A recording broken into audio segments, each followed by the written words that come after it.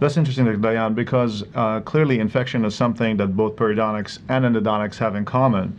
And there are studies now that are showing that in patients that have diabetes and uncontrolled diabetics, the post-operative incidence of complications and infections are higher. And in fact, in patients that have uncontrolled diabetes, endodontically induced infections should be controlled very aggressively and very quickly, as these infections tend to spread very quickly along the fascial spaces and could become very dangerous very quickly.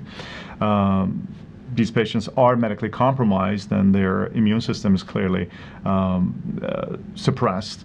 And so, the treatment has to be very aggressive. Mm-hmm. So that's interesting. We had a good conversation about diabetes and what it is and so on.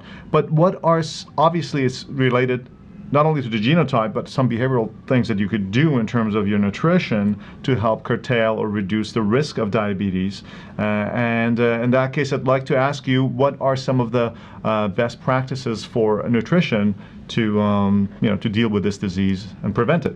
Yes, well, certainly a discussion about diabetes wouldn't be complete without discussing weight management and also the types of foods that can help patients control their glucose levels. So first, why don't we take a look at the 5 most obese nations in the world and the 5 thinnest nations, so we can maybe learn from their eating and lifestyle habits. The 5th most obese nation in the world is the United Kingdom. Number 4 is New Zealand. Number 3 is Chile. Number 2 is Mexico.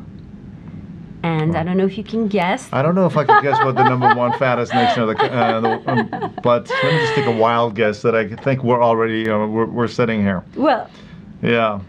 In the U.S., unfortunately. In the U.S., we always want to be number 1. And now let's take a look at the 5 thinnest nations. And also another piece of trivia, in the United States, 50% of American cats and dogs are also obese. Wow. Yes. That's interesting. The 5th thinnest nation is Italy, followed by number 4, Norway. Number 3 is Switzerland.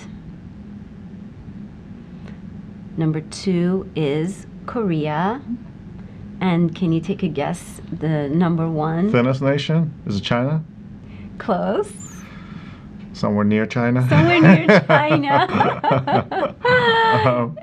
It is Japan. Japan. The thinnest nation and also the nation with the highest life expectancy. Oh. Mm-hmm.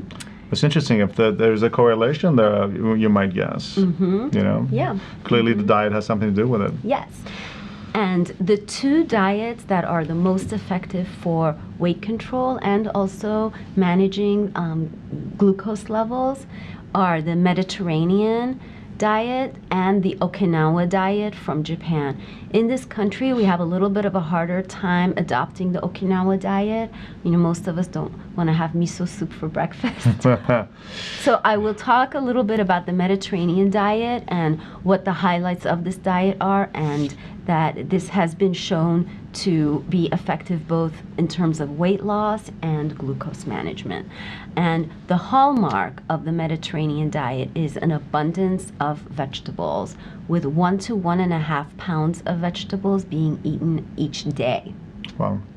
Okay, and I do want to spend 1 minute talking about tomatoes, which are a fruit, but we usually talk about tomatoes being a vegetable. The lycopene is the chemical that gives tomatoes the bright red color.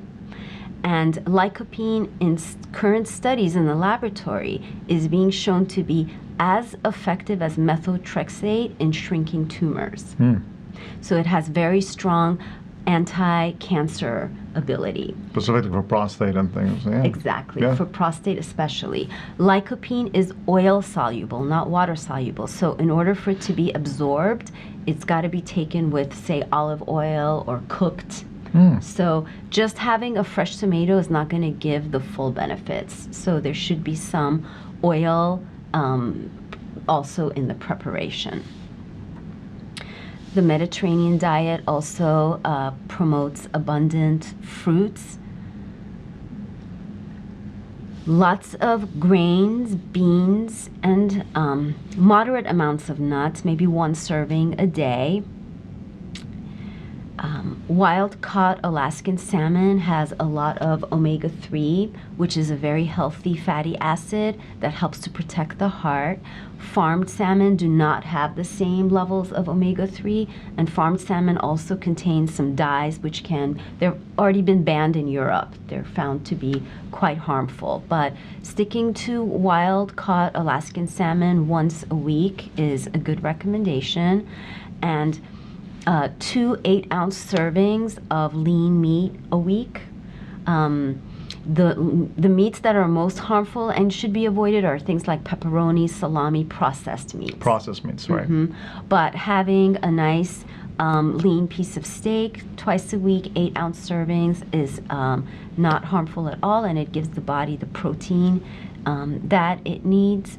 And I love this food pyramid that is on Dr. Andrew Weil's website. He combines the Mediterranean and Okinawa diets, and he also gives serving size recommendations. So we print these out for our patients and give it to them or refer them to his website. That's wonderful. I mean, it seems like part of the, we're joking about the fact that in the U.S. we have become the largest or the fattest country in the nation in the world, and part of it seems like, from some of the things that I have read, is related to the U.S.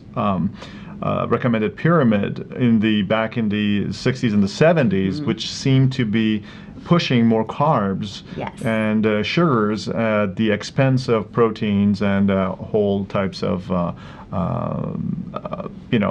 protein sources that we now understand seems to have been reversed. So we should be having less carbs and more proteins. And that's one of the things that we've noticed over the past few years, an overall change in our dietary habits based on the newly recommended formulas, which you're talking about here. Yes. And in the Mediterranean diet, the source of carbs are vegetables and fruits. Mm-hmm.